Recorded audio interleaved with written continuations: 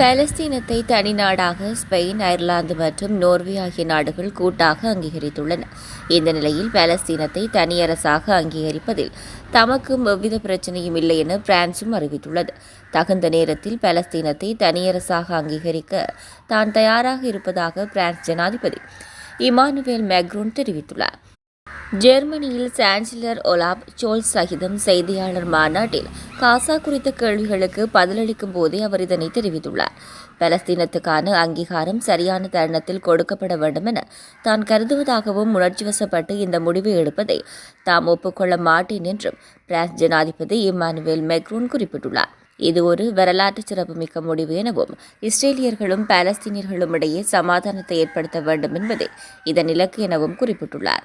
மேலும் தனிநாடாக செயல்படுவதற்கான உரிமை பாலஸ்தீனுக்கு உள்ளதாக நோர்வே பிரதமர் ஜோனாஸ் காரும் தெரிவித்துள்ளார்.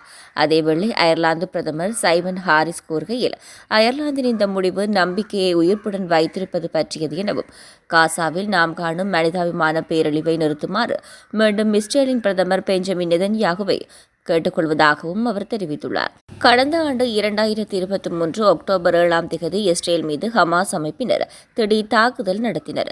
இதனைத் தொடர்ந்து இஸ்ரேல் பாதுகாப்பு படை காசா நகர் மீது தொடர் தாக்குதலை நடத்தி வருகிறது. இதற்கு உலக நாடுகள் எதிர்ப்பு தெரிவித்து வருகின்றன. 2023 அக்டோபர் 7 முதல் இன்று வரை காசா மீது இஸ்ரேல் நடத்திய தாக்குதலில் இதுவரை 36,000க்கும் அதிகமான பாலஸ்தீனர்கள் கொல்லப்பட்டதுடன் 81,026 பேர் காயமடைந்துள்ளமையும் குறிப்பிடத்தக்கது.